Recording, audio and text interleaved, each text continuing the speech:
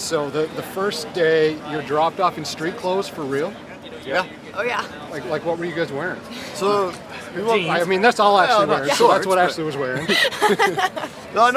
they basically said, you need to show up at Coosters at this time. So we woke up from the hotel. We didn't know what to expect. Show up, and basically we had our boots, jeans, and a coat and a hat. And then they said, okay, you need to get in these black Suburbans. And we're like, okay. We didn't know what was actually going to come from this. And it was still dark out. We figured it was just some kind of fun activity. We didn't really know. So then we show up, and there's a helicopter pad, and it's like, where are we going? They wouldn't tell us anything. So that was probably the thing that got me off track. Was like, man, I don't know what's going to go on with this. So you jump into a helicopter? Yep. And then like it's before sunup? Oh yeah, it was still dark out. It was like 5 in the morning or something. And then what? You just take off. Yep. Yeah, We're all we like had looking a- at each other because we're like, and we're even asking the driver, like, so where are we going? Where are we going? He's just smiling the whole time, and we're like, all right. And Carl, you planned this out? Well, I helped collaborate it a little bit, but yeah, and Skidoo, had some ideas. They're like, okay, how do we really challenge the backcountry riders and do something different, and let's see what kind of character we can get out of them. So we kind of came up with something like this. My goal is I want to see character. I want to see, when they come into tough situations, what kind of solutions can they come up with, and that's because when you're out on the mountain and stuff goes bad and you're in some kind of situation, that's what it takes is character to get out of that. So bad decisions make great stories. So we just put these guys in a bunch of bad decisions that they didn't make, that they didn't get to make, but they had to solve. So it was pretty fun to watch from the outside. So the helicopter drops you off, and you're walking through the snow. Like how long was that? Like you're in just jeans and boots and. Yeah, basically I'd say almost a half mile. Oh, man. Dropped us Up off. the hill? Up the hill, down the hill. Snow up to my waist in places. And the I had boots weren't snow- tall, so I had like snow all the snow. way. Yeah, snow all the way down. to the But we were socks. monitoring their safety from like a faraway location where it was warm.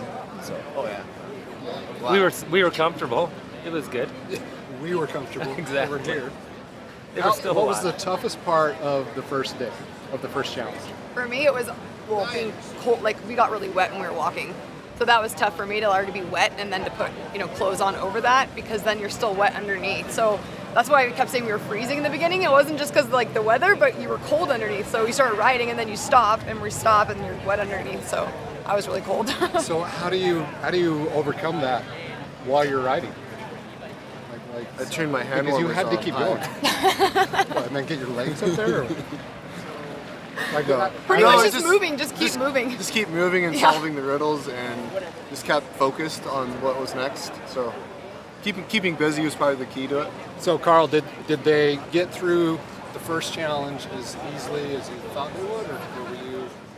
Yeah, I for sure. I mean, with the beacon one, I figured that was probably a pretty easy one, and they're all well versed in it. So I certainly expected, and they did come through like I expected.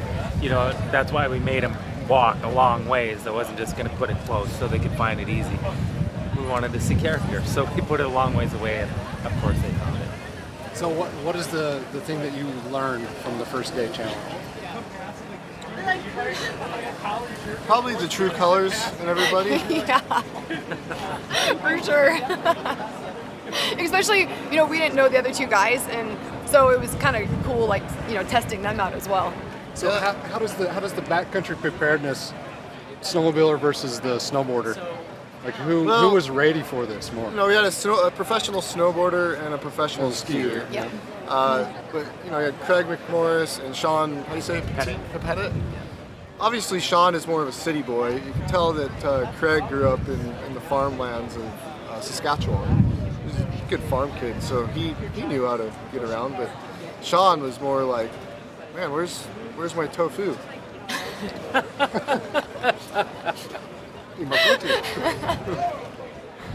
More polished, I think, is what Tony's getting. Okay, so that's Escape Mountain Day 1, Challenge 1, right? Yep. Okay, well let's talk about the second challenge. Okay.